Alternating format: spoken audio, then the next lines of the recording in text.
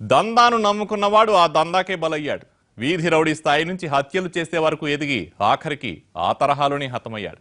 విశాఖలో ఓ rowdy sheeter హత్య కేసులో వెలుగు చూసిన నిజాలివి.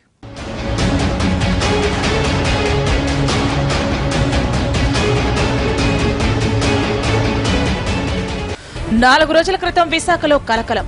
Rowdy sheeter Botta Narasimhamurthy alias నచ్చోని కిరాతకంగా చంపేశారు ప్రత్యర్థులు. ఈ కేసును సవాల్గా తీసుకున్న పోలీసులు హత్య కేసును ఛేదించారు. 5గురిని అరెస్ట్ చేసి 2 ఐరన్ రాడ్లు ఓ ఆటో స్వాధీనం చేసుకున్నారు. బొట్ట నరసింహమూర్తి గతంలో పోర్టులో కాంట్రాక్ట్ కార్మికుడు. కొన్నాళ్లకే ఉద్యోగం మానేశాడు. చిన్నా చితగా చోరీలు చేశాడు. ఆ తర్వాత నేరాల స్థాయిని పెంచుకుంటూ పోయాడు. రౌడీ షీటర్ స్థాయికి ఎదిగాక రెచ్చిపోయాడు. 2 హత్యల్లో నిందితుడిగా పోలీసు రికార్డుల్లోకి ఎక్కాడు. ఏడాది క్రితం రౌడీ షీటర్ అనిల్ హత్య కేసులో నిందితుడు. అతడిపై 2 పోలీస్ స్టేషన్లో సస్పెక్ట్ షీట్, రౌడీ షీట్లున్నాయి. రామజోగయ్యపేటలో నివాసం ఉండే రౌడీ షీటర్ నరసింహమూర్తి వ్యవహారం జిల్లా పరిషత్ పరిసరాల్లో ఆడిందే ఆట పాడిందే పాటగా సాగింది. ఆటో డ్రైవర్ల దగ్గర నుంచి మిక్సర్ అమ్ముకునే బండి వరకు ఎవరిని వదలకుండా మామూలు వసూలు చేసేవాడు.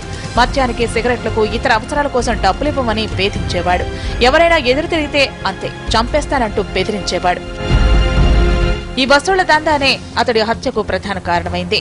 Auto driver Sigadam Santosh Kumar, mixer వ్యాపారుల మేడిశెట్టి వరప్రసాద్, కోనా కనకరాజు, ఓ షాపులో సేల్స్ మెన్ గా పనిచేసిన బోగా అర్జున్, బమ్మడి రవికుమార్లకు రౌడీ షీటర్ నరసింహమూర్తి వేధింపులు ఎక్కువయ్యాయి. డబ్బులు ఇవ్వనందుకు ఓసారి సంతోష్ కుమార్ ను చంపేస్తానని కత్తితో వెంబడించాడు నరసింహమూర్తి.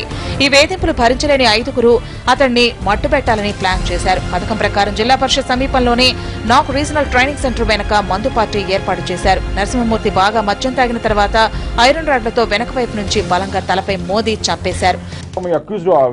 అక్యూజ్డ్ అందరూ చూస్తే everybody has got a personal relation and everybody this fellow threaten to kill everybody. డబ్బులు ఇవ్వకపోతే చంపేస్తాను, ఒకసారి కత్తితో వెంబడబడ్డాడు. సో ఇవన్నీ చూస్తూ ఉంటే వీళ్ళంతకు వీళ్ళే they started developing grievance against him and they eliminated him and so on so date. తెల్లారసరికి రౌడీ షీటర్ నరసింహమూర్తి హత్య విశాఖలో కలకలం రేపింది. పోలీసులు వెంటనే క్లూస్ టీం డాగ్ స్క్వాడ్ తో రంగంలోకి దిగారు.